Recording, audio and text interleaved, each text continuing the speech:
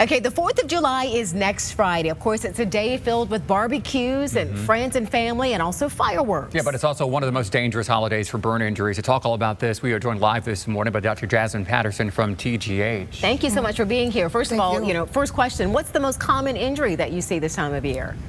Well, so summertime, we see a lot of burns from grills, fire pits, bonfires. Obviously, as we're getting closer to July 4th, that's when we start to see more of the firework injuries. But throughout the summer, toddlers running up and touching the grill, burns on their hands, falling into the fire pit. They're running around. They don't have great balance. They trip, they fall, they burn their face, they burn their hands.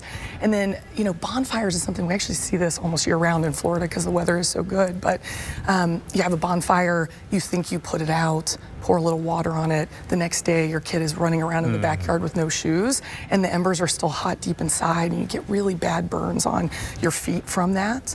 But then July 4th is around the corner, so now we're starting to see the firework injuries.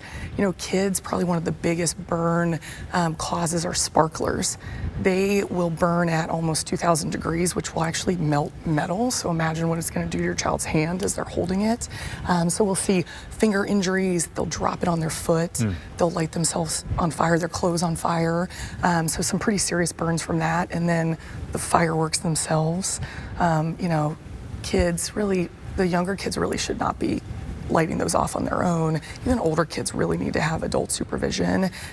Even adults may need to have adult supervision sometimes. So, we start to see burns like that around July 4th, and the injuries kind of range, anywhere. I think a big thing with fireworks is if it doesn't go off, people want to go over and relight it, and then that's when it goes off in your face and you have bad burns on your face. Eyeball injuries, we probably see a handful of eyeball injuries in the summertime, and it's typically because the firework just kind of goes off in the face and the shrapnel or the firework itself hits the eyeball. So when do you know when it's time to go to an ER? Of course, parents may think, oh, I can treat this at home. How do you know when it's time to see a doctor?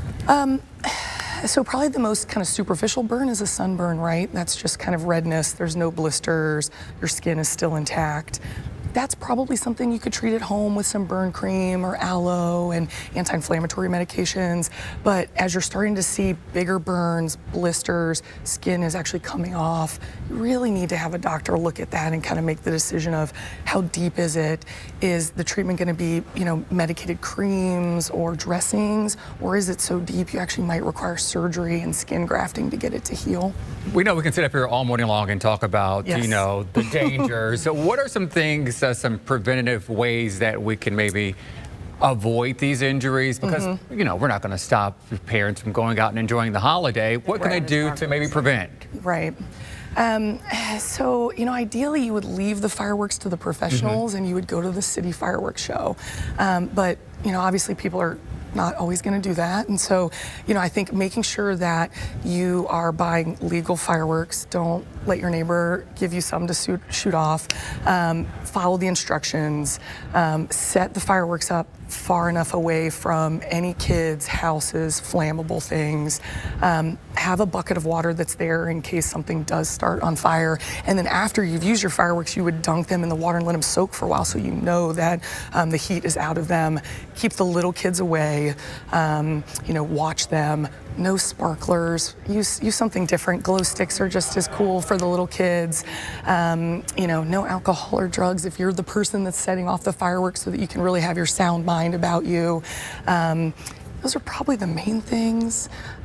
Just follow the basic kind of safety things, and that should allow you to have a happy kind of non-burn summer and July 4th. And that's exactly what we're all aiming for. We want to keep it fun, but of course we want to stay safe. Thank you so much for joining us, Dr. Patterson. We appreciate the advice.